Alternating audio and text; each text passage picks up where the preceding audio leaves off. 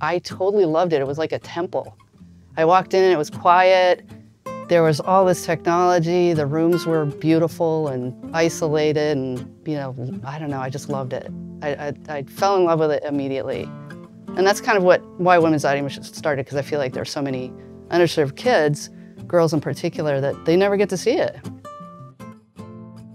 Hi, I'm Terry Winston. I'm the Executive Director of Women's Audio Mission, and you are in the only professional recording studio in the world built and run entirely by women here in the lovely San Francisco, California. I had a very circuitous route to audio. I was studying electrical engineering, and I was in a punk band.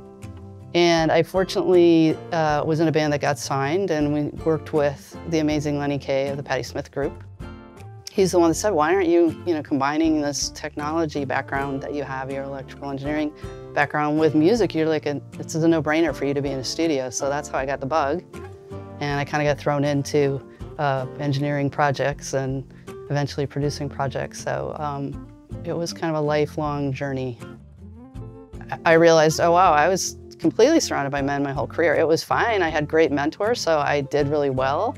But I don't know that everybody had the luck I had, the experience I had. So it started as a club at City College, and of maybe 15 women students. And then we went to the first AES for Women's Audio Mission in San Francisco, I think was in 2003. And it really took off. A lot of the manufacturers just immediately got behind it. And we had, I think, maybe $10,000 in gear donated. And this was something I hadn't considered. So I was like, what is going on? People are just giving us things. But they were basically saying, we want you to build a studio. WAM has a life of its own. That's the way to describe it. We're riding the tiger, has a life of its own. We don't fully get to dictate what it's going to do, but there's a lot of growth. I mean, I think we've trained over 12,000 women and girls in the last 15 years. Basically, we went from serving one school of maybe 15 girls to now we have 25 to 30 different school partners across the whole Bay Area. And we're about to, in the next 2 years, we'll probably hit 3,000 middle school girls every year. Everything from podcasts to recording music, to making a soundtrack, to building speakers, to building synthesizers, using computer science to make drum machines. I mean, they are exposed to every possible piece of technology that intersects with music or audio or storytelling.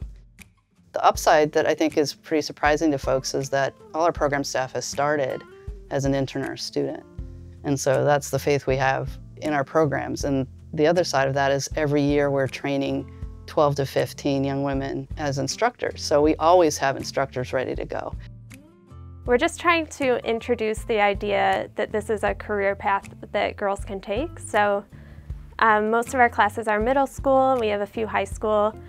And then I also teach a few adult classes. They get the hands-on training here, and then they're like, oh, maybe I can do a live sound gig, or oh, all these other women are doing it, maybe I can try it out. So I really like the adult classes too, because I can actually connect them to my connections here in the audio industry, and same with like the rest of my coworkers. So it just builds on the community we have here.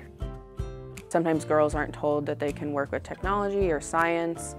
And sort of introducing it to them in a way where it's like, it is technology, but you're using it for fun, or you're using it to like express yourself, is a good way to sort of like, introduce them to it.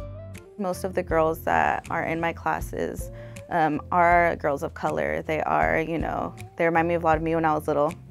So I think like, wow, like you are all the future. You're all being trained on all of this that I didn't even know was a career till like my junior year in high school.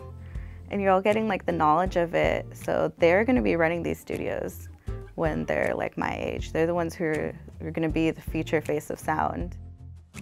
WHAM has placed over 500 women in different companies, in different venues around the Bay Area and beyond. We have women at Pixar, we have women at Facebook, Dolby, Google, Apple, all over the place, and all of the main venues in San Francisco for music. So, you know, the proof is in the details there. You see as you go to different venues that if there is a woman that is doing the sound, that they definitely know about WHAM if they haven't been trained here. It does seem like the demand is kind of going in the direction of people want to see WHAM in New York, people want to see WHAM in LA, these big music and music technology hubs and centers. So I think it would be cool to expand to serve populations there, because you know that's really where the industry is active.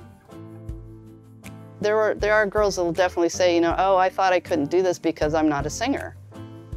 You know, and that's sad to me. Like, they just write off the whole entertainment industry because they're not a singer. It's like, no, there's so many cool things that you could do. And so for them to find their niche is the most important thing, I think, for us.